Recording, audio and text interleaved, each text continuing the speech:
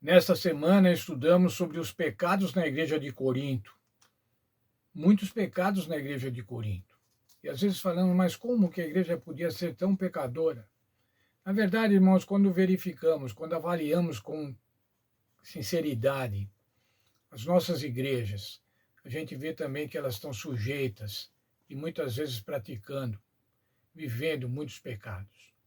Por isso que o texto de Corinto está na Bíblia, irmãos. Por isso que o Espírito Santo inspirou o apóstolo Paulo a escrever, preservou o texto bíblico e trouxe até nós para que a gente também possa fugir do pecado, tirar o pecado da igreja, disciplinar aqueles que são pecadores contumazes, sempre no sentido de restaurar, no sentido de amar.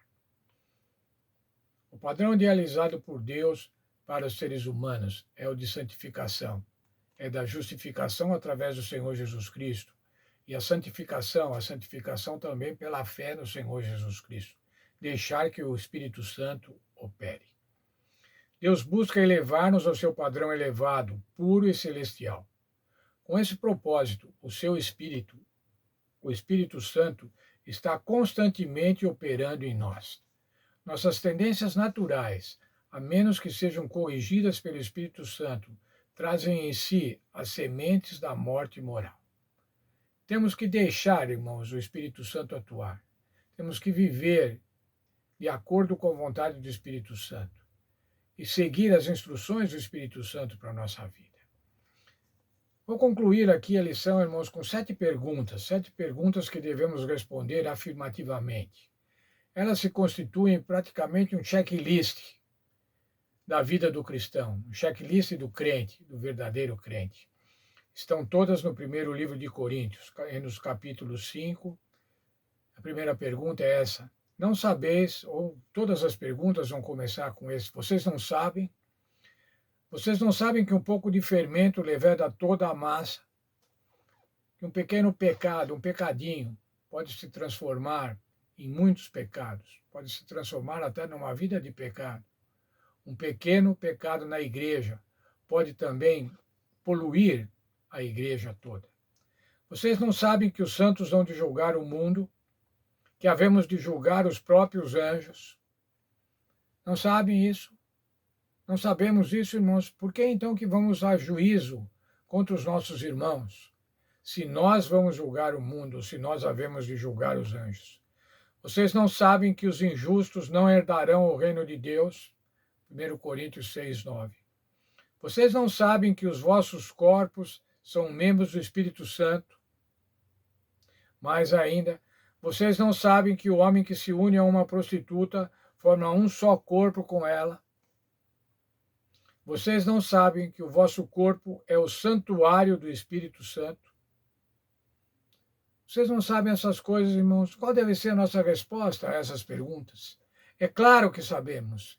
É claro que sabemos que um pouco de fermento leveda a massa. É claro que sabemos que os santos vão julgar o mundo, que havemos de julgar também os próprios anjos.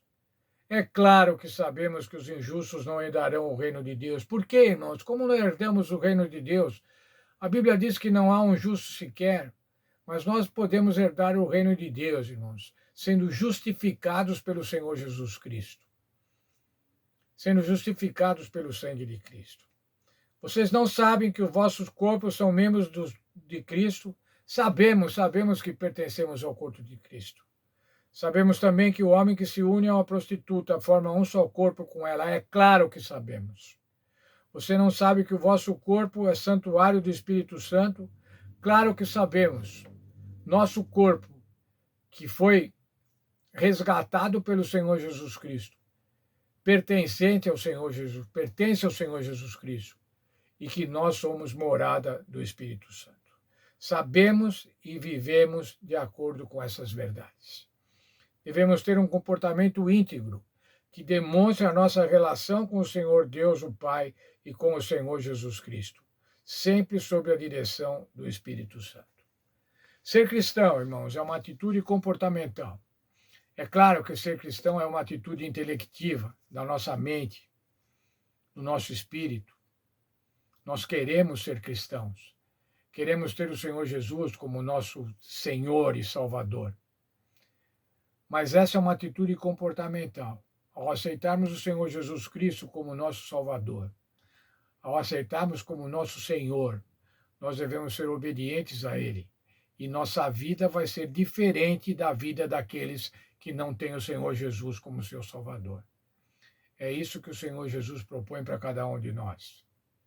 É por isso, irmãos, que o pecado tem que sair da igreja. E se tiver algum pecado na igreja, nós devemos trabalhar para eliminá-lo. Eliminar o pecado. Não eliminar aqueles que estão pecando, mas resgatar aqueles que estão pecando. Que Deus nos abençoe, irmãos, e que essa lição, essa tão bonita lição e tão importante lição, sirva para a nossa vida cristã, para a nossa vida diária, sirva para o nosso testemunho, sirva para os nossos relacionamentos, para que as pessoas vejam que nós somos cristãos e somos diferentes do mundo. Para que as pessoas possam dizer assim, aquele ali, ele é cristão, né? Ele é diferente. As atitudes dele são diferentes. Que Deus nos abençoe nesse sentido. É um desejo para mim e para cada um de vocês. Vamos orar.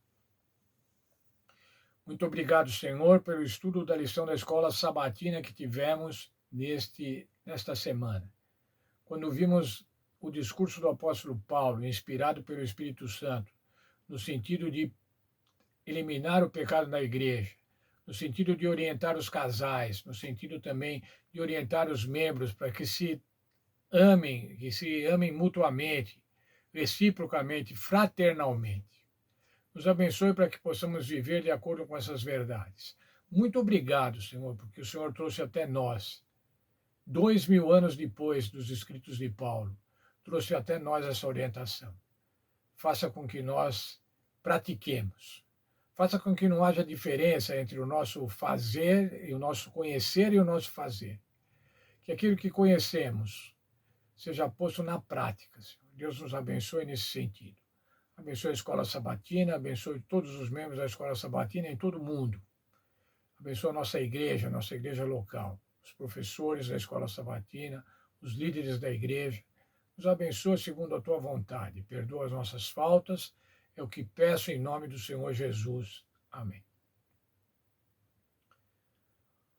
Amanhã nos encontramos novamente nas nossas classes, com os nossos irmãos, com a nossa família, com o almoço de sábado. Deus abençoe a todos. Sábado é um dia de alegria. Portanto, seja feliz. Seja feliz neste sábado. É plano de Deus que você seja todos os dias felizes. Mas neste dia que o Senhor abençoou, separou e santificou, Ele quer que você seja especialmente feliz. Portanto, seja especialmente feliz neste sábado.